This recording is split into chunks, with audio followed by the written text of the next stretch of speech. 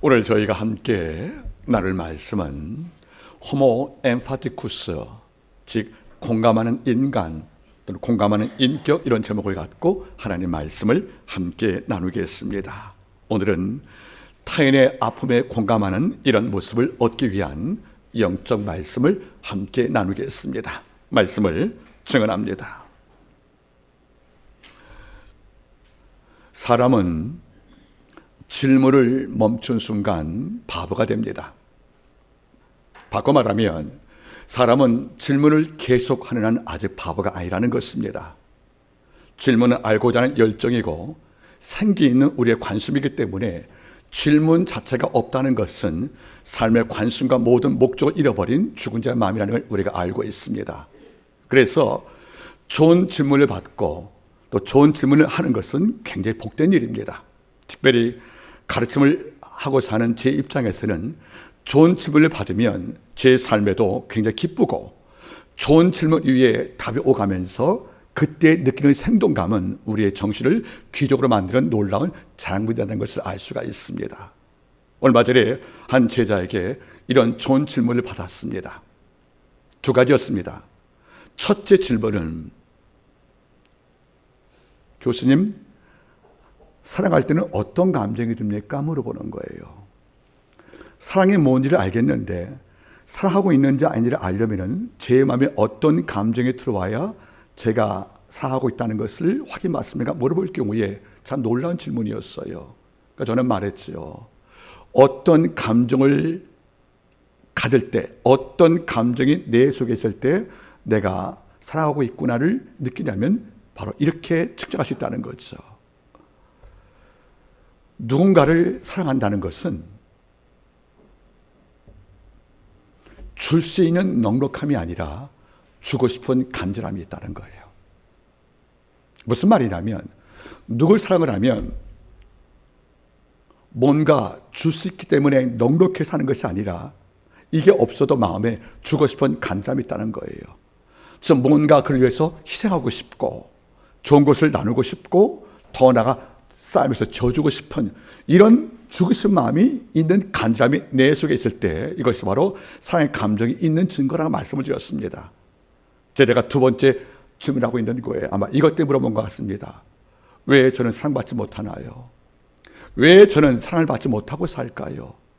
왜 내 곁에 온 자가 쉽게 날 떠나고 내 곁에 아무도 없을 거야 하고 우울한 얼굴로 제게 물어봤다는 거지요. 그거에 답을 줄 정도면 제가 천재지요. 잠시 고민한 다음에 이런 말씀을 주었습니다. 많은 이유가 있겠지만 그 누군가가 당신 곁에 떠나고 당신을 사랑한 일이 적고 본인도 내가 사랑을 받지 못한다고 생각한다는 것은 분명히 이유가 있을 것이다. 이것은 아마 둘 중에 하나일 것이다. 첫째는 내가 오만해서 그렇다. 네가 오만하면 아무도 사랑할 수 없다는 거예요. 내가 눈 높고 마음이 높고 오만한데 누굴 아낄 수 있겠습니까? 다 하찮아 보이는데. 또 한 가지는 편견이에요. 네가 편견 갖고 있으면 남을 사랑할 수 없다는 거죠. 바꿔 말하면 네가 오만하면 모든 자가 널 사랑하기를 부담스러워한다. 네가 편견이 많으면 남을 사랑할 때 걸림이 된다. 즉 오만과 편견이 마음에 있으면 사랑할 수 없다는 거예요. 그 자매가 이거 충분히 이해를 못한 것만 같아요. 그래서 그 다음에 설명을 했죠.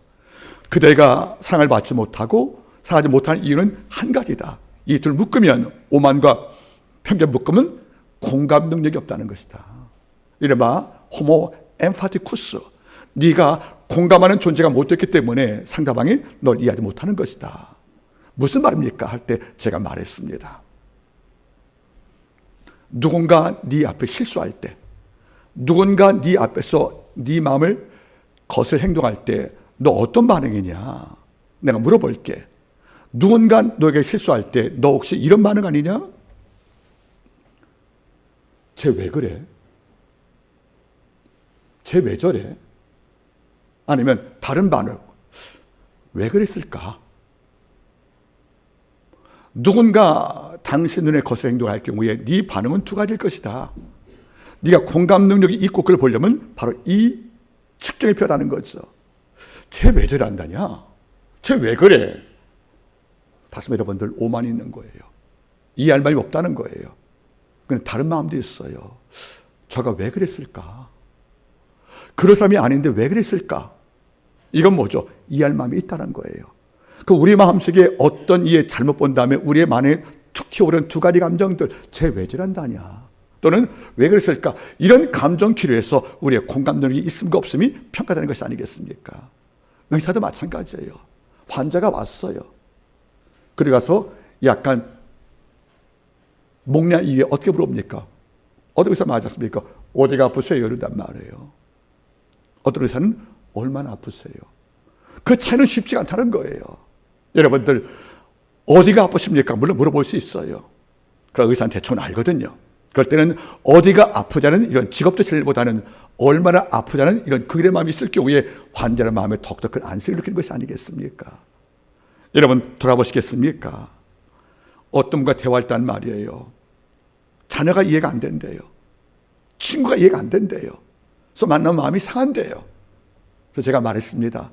다음에 그를 만날 때는 다른 말 하지 마시고 표정 굳게 하지 마시고 두 마디만 하십시오.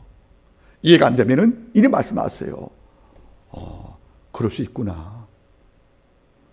마음이 안 차면 이렇게 말씀하세요. 그랬었구나. 여러분 이것은 정답을 알지 몰라요. 그러니까 상대방 이것이 굉장한 충격이라는 겁니다. 어디가 아프세요가 아니고 얼마나 아프세요의 이 감정을 담는 이 긍휼의 마음들, 왜 그래가 아니라 왜 그랬을까라는 이 마음들, 또는 그랬구나, 그래 그럴 수 있어, 이런 마음이 우리 언어에서 나올 때 상대방은 나에 대한 적개심들, 이런 부담감들을 다 놓을 수 있는 마음의 열을 베는 것이 아니겠습니까? 성경 바라보세요. 공감 능력 제로의 사람들이 얼마나 많습니까? 먼저 누가복음 15장에 탕자의 형을 좀 바라보세요. 물론 잘못은 둘째를 탕자한 것은 맞습니다. 아버지 생일에 유산을 분배를 받는 것은 아버지의 죽음을 인정한 것이기 때문에 극히 불효했거든요. 그래서 유대인의 미시나 법에는 금지가 되어 있어요. 자식은 부모 생일에 유산 요구할 권리가 없다고. 이걸 뻔히 알면서 상속을 요구한 거예요. 물론 목적은 많은 이유가 있었겠지요. 어떤 좋은 사업 아이템이 있고 블루오션이 있기 때문에 간다고 설득할지 모르겠지만은 유산 상속 요구 자체가 그 당시에 금기였단 말이에요. 이걸 둘째 아들이 할 정도라면 그 아들의 품성과 인성은 그리 좋은 건 아니었다고 생각을 합니다. 아버지가 이제 허락을 한 거예요. 한번 해보라고 끝까지 벨단 말이에요. 그럼 가서 정당하고 바르게 일해서 아버지가 평생 모은 그 자산을 존중해서 더 많은 이익을 남겨서 그 유산 분배를 아버지의 마음에 내 선택이 옳았구나 이런 감정 준 게 아니잖아요. 소실로 보니까 뭐죠? 형의 표현대로 말한다면 허랑방탕했대요. 기생창기하고. 그러니까 향락으로 다 잃어버린 거 아니겠습니까? 그러니까 믿고 맡기는 아버지의 모든 자산이 이른바 무효가 된 거예요. 아버지는 자기 삶이 부정당한 겁니다. 그 상처가 적지 않겠습니까? 결국 아들은 경제가 끊기고 양식 멈추니까 노예가 되어서 돼지 열매를 먹고 생존 가능하다 바라보니까 하나의 마음이 하나의 궁극증이 온 거예요. 이렇게 사는 것이 옳은가 하고 마음을 돌이켜서 정경 말하지요. 그가 정신을 찾고 자기를 돌아왔다고요. 그래서 아버지가 돌아온 거예요. 이런 그 발걸음이 가볍겠습니까? 무겁단 말이에요. 아버지와 가족과 종의 얼굴 볼 면목이 없는 상태에서 어려운 발걸음으로 찾아왔는데 아버지가 문 밖에 있은 거예요. 그가 오기 전에 이미 용서했다는 거 아니겠습니까? 그리고 아버지가 먼저 가서 그를 끌어왔다는 거죠. 이미 용서했다고, 이미 내 아들로 바뀌었다는 환대 표시했다는 거예요. 그래서 아버지가 잔치를 베풀었대요. 손을 잡았답니다. 그리고 좋은 옷을 입혔답니다. 손에 가락지를 끼워서 권리를 주었답니다. 발에 신을 신겨서 노예 신분을 처리해버렸다는 거 아니겠습니까? 그렇게 기뻐하고 있는데 그 아들이 돌아온 거란 말이에요. 보니까 집안에서 몇 년간 안 들린 음악소리가 들린단 말이에요. 몇 년간 못 맡은 고기 냄새가 들리는 것이에요. 그래서 종을 부자가 물어본 겁니다. 이게 웬일이냐고. 이럴 때 종이 말했어요. 당신 동생이 돌아왔다고. 기쁜 일이잖아요. 그런데 형의 반응은 뭐죠? 화를 냈대요. 먼저는 아버지 앞에 염소 새끼 한 마리 안준 아버지가 탕한테 사랑을 줘? 아버지에게 분노했고, 두 번째 기생과 함께 탕질한 동생을 인정해, 그러니까 형과 아버지를 함께 다 비판한 거예요. 그리고 집에 들어가지 않습니다. 여러분, 이 잔치의 의미가 뭐예요? 아버지가 말했지 않습니까? 죽었다가 아들들이 살아왔다고. 죽었다가 산자라고 할 만큼 기뻤다는 것이 아니겠어요? 그렇다면 이 형이라면 가서 아버지가 참 기뻤구나, 나는 기쁘지 못해도 아버지가 기뻤으니까 아버지 마음에 공감을 했다면, 아버지 마음에 동의했다면 들어가서 동생 손 잡을 수 있잖아요. 손도 안 잡아주는 거예요.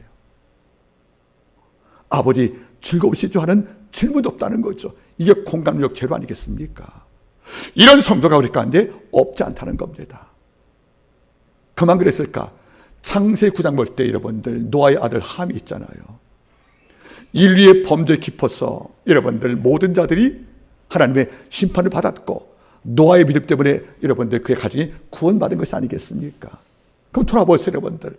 아버지는 이 땅의 죄가 편만되어서 아버지의 공의가 파괴되어지고, 이 땅의 모든 죄악이 하늘을 가리워서 하나님의 영광을 파괴했다. 아버지가 참다 못해 새 질서 부여하려고 심판 주었는데 우리가 예외로 구원 받았다. 그러면 기쁜 거잖아요. 그래서 심판 끝나고 무지개 약속을 하시면서 내가 다시 심판하지 않겠다는 언약을 받은 노아는 기뻤단 말이에요. 그래서 결심을 한 게 있어요. 내가 다시 농사 짓고 양식을 얻으면 다시는 심판을 하지 않겠다는 그분의 은혜에 감사하여 내가 단삭했다는 열심으로 농사 지은 거예요. 그래서 포도농사 거두었단 말이죠. 그 죽게 드린 다음에 잔치한 거예요. 너무 기뻤어. 그런데 노아께서 주량이 약하셨는지 드시고 장막에 누우신 거예요. 사적 공간이니까 하체 벗겨진 것은 수치가 아닐 거란 말이에요.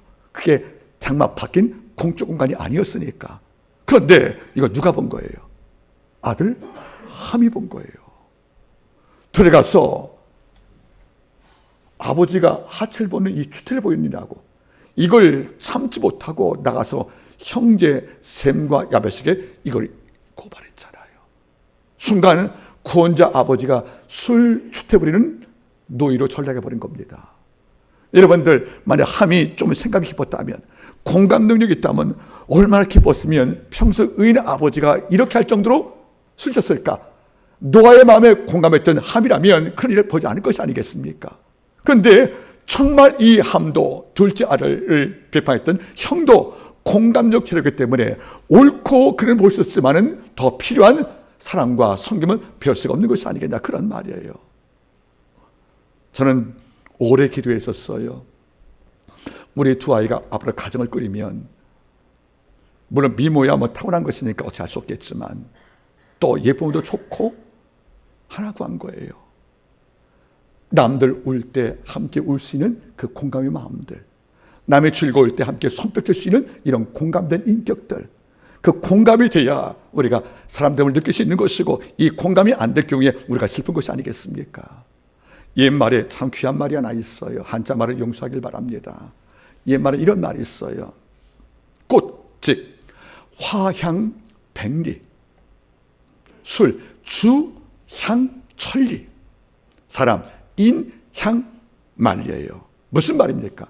화향백리 뭐죠? 꽃의 향기는 백리밖에 못 간다는 거예요. 주향천리, 술의 향기도 천리밖에 못 간대요. 그런데 잘 빚은 술의 향도 천리 가지만 사람의 향기는 만리 간다는 거잖아요. 그러면 인격적 향기가 이른바 인향이 만리 가는데 그 이유가 무엇일까? 공감하는 자의 그 감동과 인격은 우리 모든 자를 감동시킬 큰 힘이 되는 것이 아니겠습니까? 한번 여쭤보겠습니다. 우리 부부 간에 또는 목회자와 양들 간에 또는 성도 간에 공감 능력이 있습니까? 우리의 언어 가운데 누가 잘못하면 왜 저래? 왜 그래가 아니라 왜 그랬을까? 왜 저래가 아니라 왜 그랬을까 하고 우리 마음에 한 번쯤은 그 입장에서 아픔을 돌아볼 수 있는 이런 마음의 크기가 존재할 때 이게 복된 것이 아니겠습니까? 오늘 이 문제를 함께 다루기를 원합니다. 이 땅에서 최고의 공감의 대가는 바로 예수님이셨습니다. 주의 일생 가운데 표현된 단어가 있어요. 예수께서 저를 보시고 불쌍히 여기사, 헬라로 창자가 끊기는 스프랑크 니조마이, 따겠습니까? 스프랑크 니조마이. 스프랑크는 말은 뭡니까? 내장 창자를 말하는 거예요. 니조마이는 끊긴다 말하는 거죠. 주님은 누가 불에 걸당할 때 쟤 아프구나, 병원에 가야지 이런 감정이 아니었다는 거예요. 그를 바라볼 때 스프랑크 니조마의 내 창자가 끊기는 앞으로 그를 바라봤다는 것이 아니겠습니까? 저는 이걸 실제 경험합니다. 성도 아플 때 목사님 우리 이런 많은 물질이 필요하고 지금 준비가 안 되는데 어떡하죠 할 때 듣기는 귀로 들어요. 들을 것은 소리예요. 제 마음에 이것이 꾹 눌려져요. 너무도 아파요.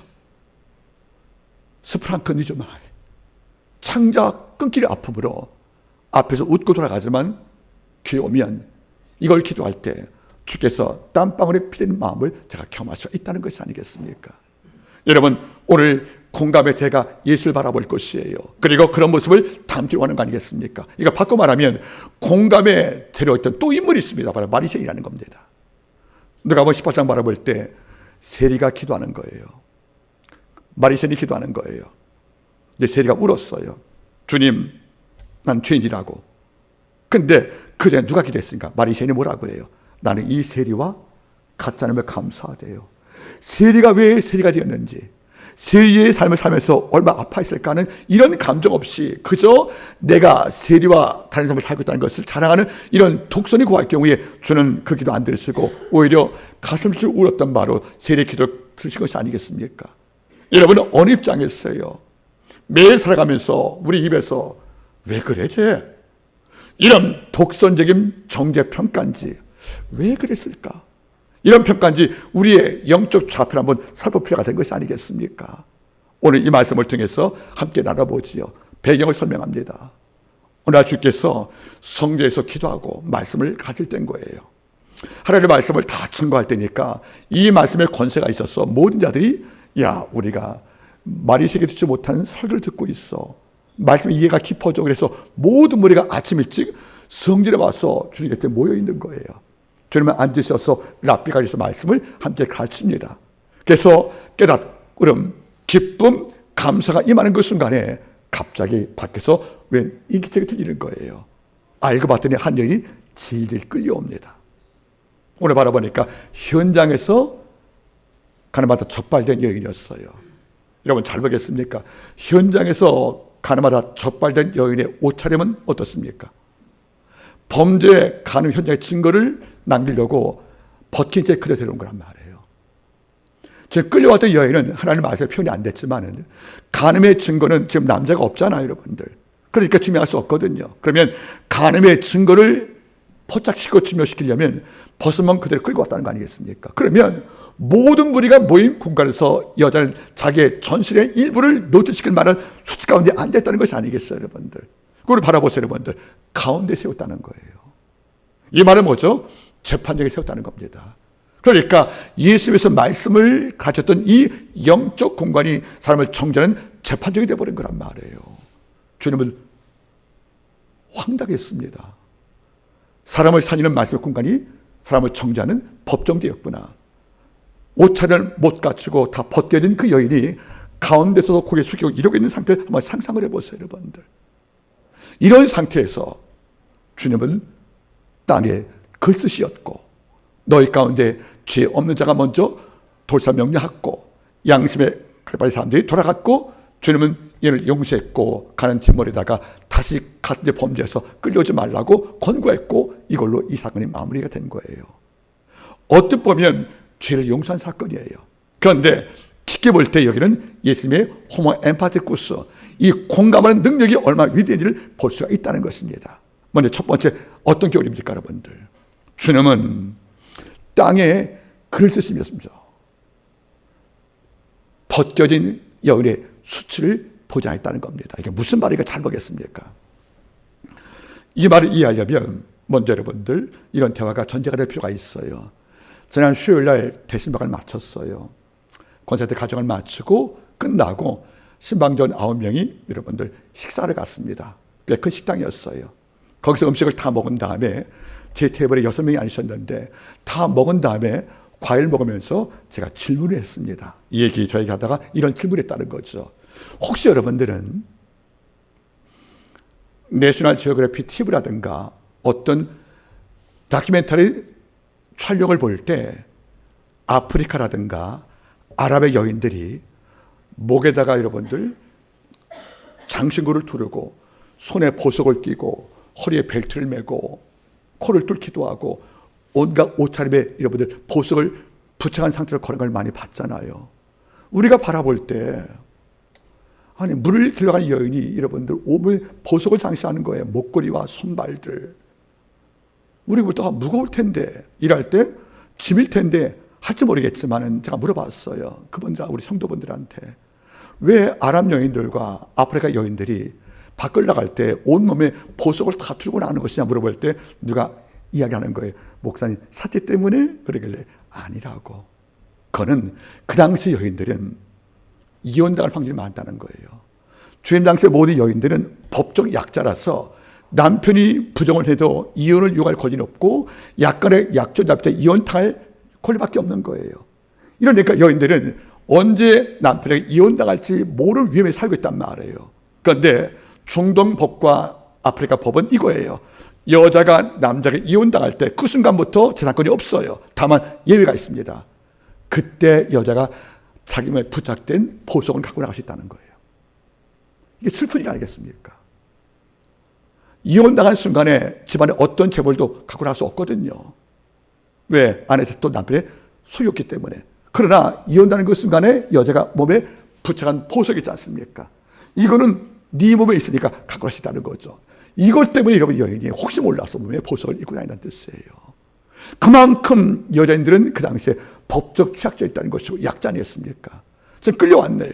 그러면 만약에 주님 모세의 법에서는 이런 여인을 돌로 치라 했습니다 하고 이 법을 다 알고 있잖아요. 그건 주님께 데려올 필요가 없거든요. 근데 왜 데려온 것입니까? 주님을 고소하려고 한 거예요.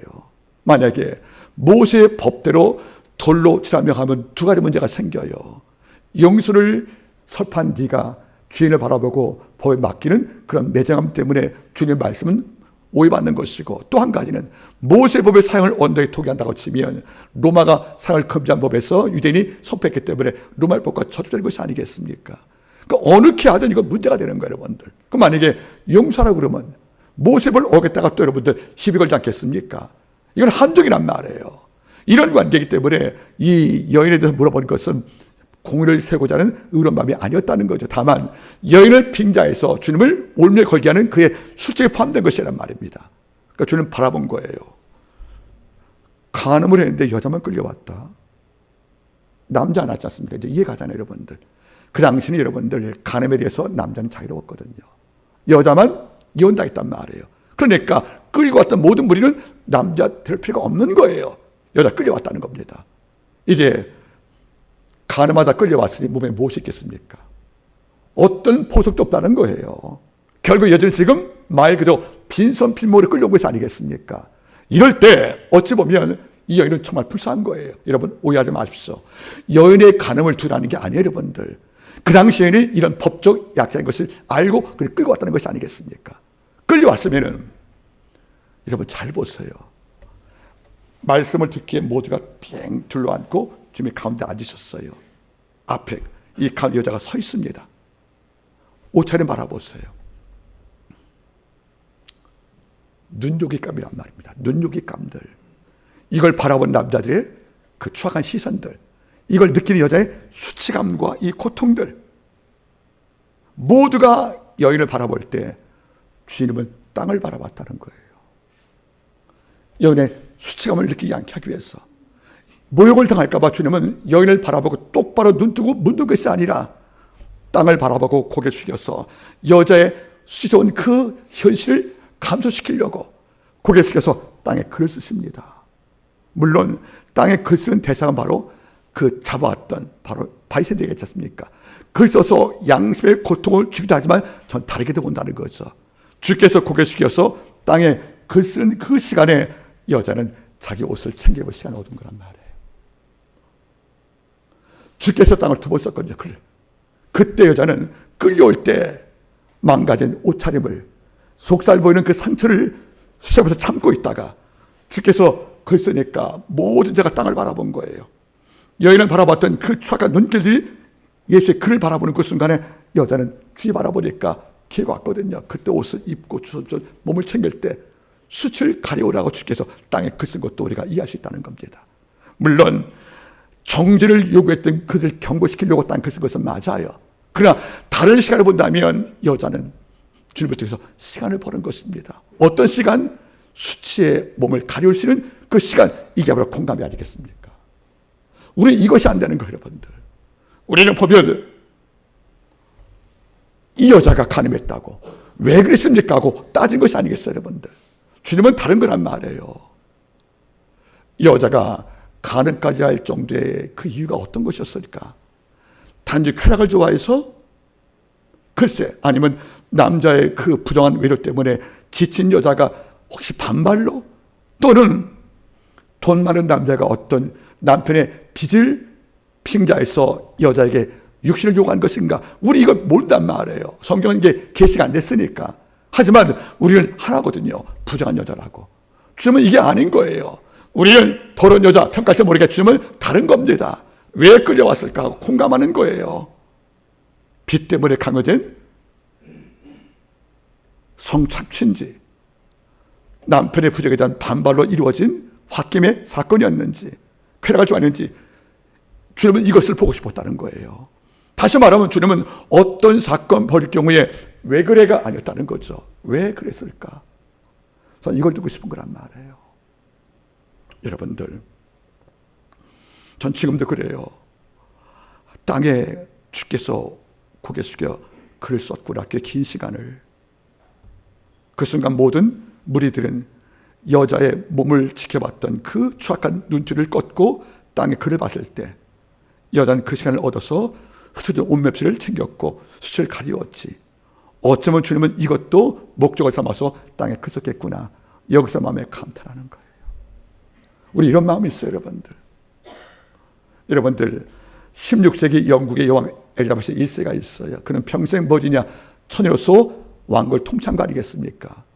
그 엘리자베스 1세가 남긴 유언이 뭔지 아세요? 자기 삶의 철학이 라틴 말로 이런 말이에요, 여러분들. 미데오 에트 타체오. 비디오는 뭐죠? 비디오. 본다는 말이에요. 에트는 전치사고요. 여러분들 타체오는 무슨 말인가 여러분들? 말하지 않는다는 거예요. 따라서 여러분들, 나는 눈으로 보고 알았으나 말하지는 않는다. 그게 그 여인의 여왕의 삶의 모토였단 말이에요. 주님께서 전능자신데 그걸 몰랐겠습니까? 그러나 여인의 불행을 오히려 즐기는, 여인의 수치된 몸을 즐기는 이런 남자의 악함을 알기 때문에 주님은 그 여인의 수치를 가지고 싶었다는 거예요, 여러분들. 이렇게 해서 먼저는 그를 경고하려고 땅에 글 써서 양심을 찔렀고, 여기에 아파해서 한둘씩 도망가는 그 과정을 통해서 여자가 몸을 챙기고 몸을 가리웠다. 이런 예수님의 깊은 공간을 바라볼 때마다 우리 감동을 느끼는 것이 아니겠습니까? 저는 우리 아내와 두 아이에게 부탁하는 것이 있어요. 어떤 자리에 가든 음식을 먹든 차를 마시든 그 자리에 없는 제3자의 흉을 보지 마라. 그를 위하는 척하면서 흉 보지 마세요, 여러분들. 그거 다 악한 것들입니다. 누구의 흉이 볼 수가 있겠죠, 여러분들. 하지만 미데오 에트 타치오. 나는 봐서 알지만 결코 말하지 않는다. 그게 여러분 깊은 것이 아닙니까? 우리는 끊임없이 뭐 하는 것입니까? 누구의 약점을 발굴하고 이 약점을 확대 재생산하고 결국 그자가 우리의 말로 죽게 만드는 이런 일에 너무 능숙해진 것이 아니겠습니까? 제 과거 말했잖아요. 그리스도인은 악의 서툰 존재라고요. 다른 건 몰라도 악의 서툰 거예요. 거짓말 한 번 하는 게 그렇게 어렵고요. 한 번 분노하고 욕을 하는 게 그렇게 어려운 것이 우리 성도 아닙니까? 여러분 어떻습니까? 상대방이 조금 많이 못 배워도, 조금 여러분들 권세가 찍어도 그자가 공감 능력이 있으면 우리 마음속에 상승인 것이 아니겠어요? 여러분 사도행전에 바로 욥바의 다비다가 있습니다. 다비다, 그 여인이 어떤 여인입니까? 그도 홀로 있는 여인이었다는 거예요. 아마 욥바가 여러분들 항구 도시니까 아마 남편들이 그 어선 추한 다음에 사고를 당해서 바다에 수상이 됐고 이런 이유 때문에 여러분들 섬마을에는 홀로 사는 분이 많이 안 계십니까, 여러분들? 아마 다비다도 이렇게 해서 홀로 사는 과부였던 것만 같아요, 여러분들. 그런데 홀로 살기 때문에 인생이 힘들고 과부라는 남들의 따가운 시선 때문에 마음에 상처받아 분노하고 이렇게 산 여인이 아니었다는 거예요. 그는 내가 홀로 살기 때문에 멸시받기도 하고 오해도 받겠지만은 이걸로 인생의 목적을 삼지 않고 나와 똑같은 과부들의 고통을 먼저 공감했다는 거예요. 그래서 바늘과 실로 겉옷과 속옷 짜서 그에게 나눠주었답니다. 나는 홀로 살아. 내가 무시당해. 왜 하나님께서는 정당한 가정을 내게 안 주시고 가정을 쪼개서 홀로 살게 만들었을까? 이런 분노에 첨착되어서 인생을 파괴시킨 것이 아니라 내가 홀로 살기 때문에 그런 걸 내가 알잖아요. 그러면 이 마을에 나 동일한 이유로 홀로 사는 여인이 많을 터인데 그의 고통을 내가 공감했다는 거예요. 이런 까닭에 뭐죠 여러분들? 그래 내가 쓴 게 무엇인가를 찾아봤다는 것입니다.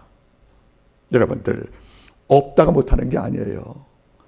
카르타고 명자 하니발이 코끼리 군단 타고 알프스를 넘어갈 때 겨울을 만나 눈이 와서 길을 잃어버린 거예요. 그때 하니발의 부하가 하는 말이죠. 당신 한 번도 전쟁에 진 적이 없는데 이렇게 가다 로마에 못 가고 집니다 할 때 그는 이렇게 말해요. 눈이 쌓여서 길에 막혔다고 하니발이 이렇게 말합니다.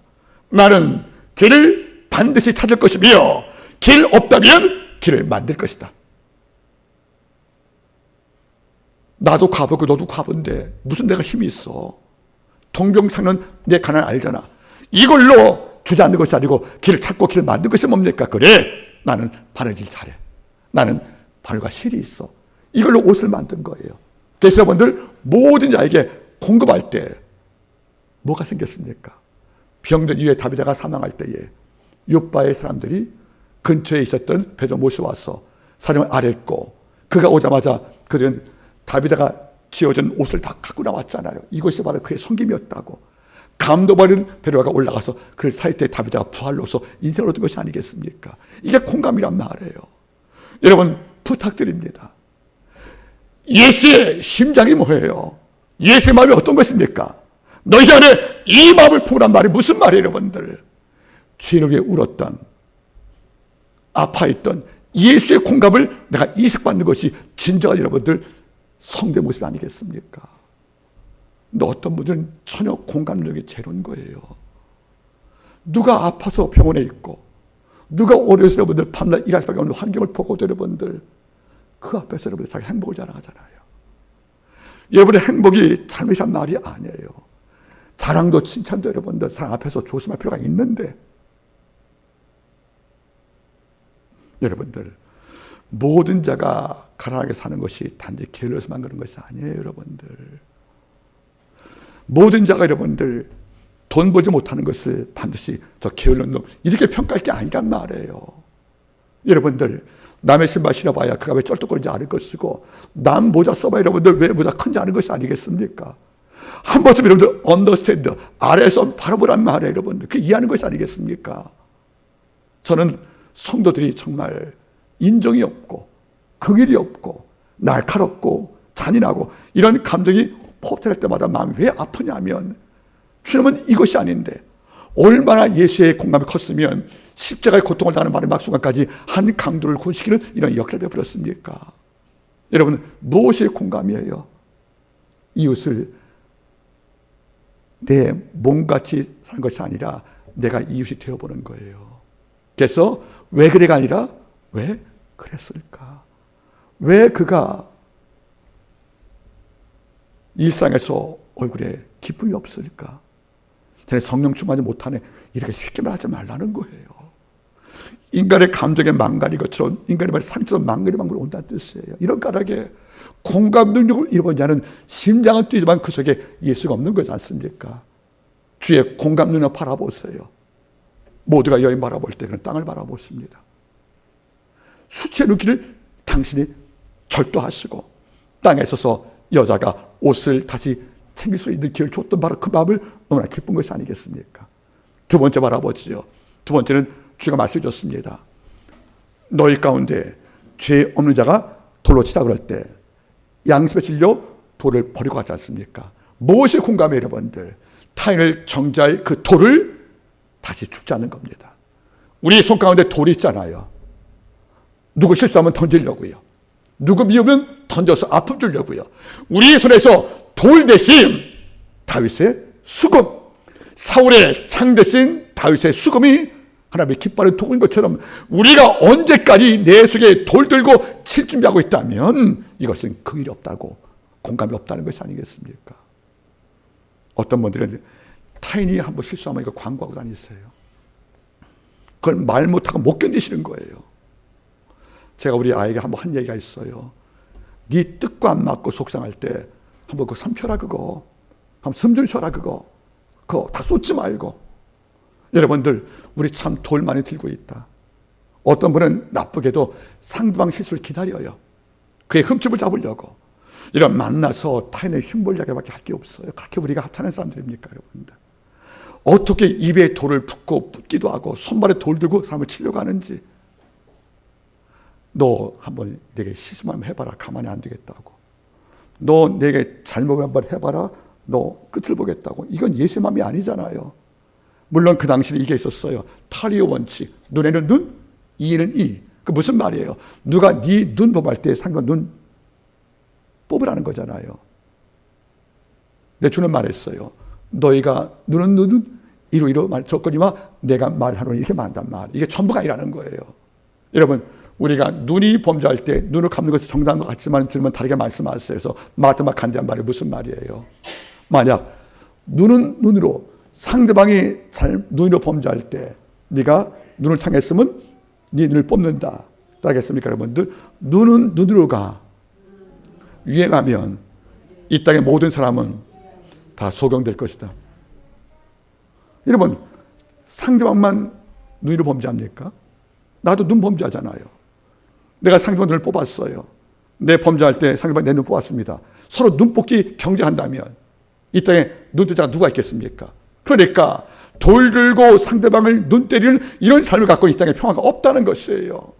어떤 이유로 누군가가 돌을 버려야, 누군가가 창을 포기해야 우리가 적어도 돌 버린 손, 창을 버린 손에 수금 잡아서 찬양하며 사울의 우울증을 도와주었던 다윗의 역할에 우리가 앉는 것이 아니겠습니까? 근래는 위병 장수 100년이래요. 모찰 당시에 오차의 남자 평균 수명이 37세였습니다. 지금은 80이 넘잖아요. 그런데 참 좋은데 인간이 오래 살까 철도 늦게 들어요. 70대 철든 사람도 있고, 어떤 경우는 60대를 바라볼 때 정말 초등학교 수준의 행동을 하고 있단 말이에요. 말투도 그렇고 행동도 그렇고 너무 놀랄 때가 있어요, 여러분들. 이럴 때마다 제 마음에도 조금씩 돌을 줄 때가 있어요. 한번 때려볼까? 한번 뒤통수 한번 툭 쳐볼까? 근데 가끔 느껴요. 돌 내려놓자. 내 손에 무기 내려놓자. 잘못 발굴해서 끊임없이 이걸 지적을 하고 끊임없이 이것을 논쟁을 삼을 경우에 거기에 누가 깃들겠습니까? 교회의 제일 큰 문제는 분열이거든요. 이 분열이 왜 오는 것입니까? 서로 옳다고 싸울 때인 거예요. 상대방을 정죄할 때 분열이 오는 것이 아니겠습니까? 가정도 마찬가지인 거예요, 여러분들. 여러분 어떻습니까? 하나님께서 만약 우리에게 네가 기도할 때 어떤 영성을 갖고 싶냐 물어볼 때 우리 갖고 싶은 영적 은사가 많이 있겠지만 여러분들 그 세 손가락 안에 호모 엠파티쿠스, 하나님 공감하는 그리스도인, 주께서 체혈의 감정을 끌어안고 우리를 바라볼 때 우셨고 끌어안고 손잡아 주었던, 그래서 여러분들 온몸 문병 환자가 예수께 도움을 구할 때 주여 원하시면 저 깨끗할 수 있다고 엎드려 구할 경우에 말로 해도 충분히 고칠 그 위치에서 그의 손을 붙잡았지 않습니까? 왜 잡아요, 여러분들? 바로 이것이 뭐냐? 공감이란 말이에요, 여러분들. 여러분 한 번 좀 물어보세요. 아내든 남편에게든 성도끼리 만날 경우에 그저 그냥 간단히 스트레칭하지 말고요. 어떻게 잘 지내셨어요? 행복했습니까? 고마웠습니다. 즉 사람 다음에 영성. 여러분 한번 따라하겠습니까? 물 위로 걷지 못해도 사람 마음을 이해할 수 있다면 이것도 기적입니다. 왜 우리가 언제부턴가 이 한국 사회가 이렇게 잔인해 보는지. 저는 진영 논리를 별로 안 가져요. 물론 판단하고 있습니다. 우리 둘째 아이가 근무할 때 매일매일 광화문 나갔대요. 어떤 나라가 도시 한복판에서 매일매일 여러분 집회한 나라가 어디 있습니까, 여러분들? 그게 다이나믹하다고요? 아니, 광기 같아요, 여러분들. 어느 쪽으로인지는 하나님 판단하시겠지만은 이 나라가 서로 모여서 서로 정죄하잖아요, 여러분들. 서로 감옥 가라고. 이 속에 성령의 평화가 언제 올 것이며, 이걸 또 우리가 바라볼 때 어떤 마음이 있어요, 여러분들? 여러분 잊지 마세요. 제가 늘 하는 말 있지 않습니까? 부부가 다투든 성도 다투든 이기지 말고 무슨 무릎 끝내라고. 그래야 악한 마귀 역사하지 않는 것이 아니겠습니까? 처음으로 돌아갑니다, 여러분들. 왜 나는 사랑을 받지 못할까? 왜 내 곁에 있는 모든 자가 떠날까? 하나, 여러분이 똑똑하지 못해서가 아닌 거예요. 돈이 없어서가 아닌 거예요, 여러분들. 여러분이 공감 능력이 발견되지 않는 거예요. 그래서 어떤 말이든 간에 여러분이 이해를 못하니까 상대방은 입을 꾹 닫아버리는 거예요. 그리고 대화가 단절되는 것입니다. 그 곁에 있으면 내가 긴장할 수밖에 없는 것이고 내가 필요할 수밖에 없다는 거예요. 그러니까 애초에 안 만나는 것입니다. 여러분들, 하나님께 구하세요. 공감 능력을 주십시오. 왜 그래가 아니라 왜 그랬을까? 우리 오늘 가운데서 그럴 수 있었어. 맞아, 그랬구나. 나는 몰랐다. 그게 천마리의 논리보다 더 상대방을 감동시키고 이해시키는 힘 아니겠냐, 그런 말이 여러분들. 따라하세요. 싸웠다. 이겼다. 괜히 이겼다. 기도하겠습니다. 아버지 하나님이여, 우리 가슴이 굳지 않기를 원합니다. 돌 들고 내 손이 무기를 잡은 손 내지 않게 하시고, 우리 언어가 죽은 무덤이 되어서 쏟는 모든 말들이 남의 흉과 정죄가 되어서 그 대화를 듣고 있고 나면 내 귀가 너무 고통스러운 이런 일에 우리가 쓰임받지 않게 도와주시기를 간절히 원합니다. 하나님이여, 이제는 우리가 왜 그래가 아니라 왜 그랬을까라는 말로 상대방 이해하고 함께 중보할 기회를 얻을 수 있는 이런 긍휼의 심정을, 이런 태울의 가슴을, 그리고 아버지여 동정의 가슴을, 그리고 아버지 공감의 심정을 갖게 도와주옵소서. 우리가 모일 때마다 이해해주고, 모일 때마다 품어주며, 모일 때마다 내가 한번 그 삶을 태워보는, 그래서 함께 아픔을 공유하고 즐거움을 함께 나눌 수 있는 이런 영적 일체가 되기를 간절히 소망하며 모든 말씀을 예수님의 이름으로 기도드리옵나이다. 아멘. 우리 말씀을 생각하시면서 찬양 348장 찬양을 드리면서 예물 드리겠습니다.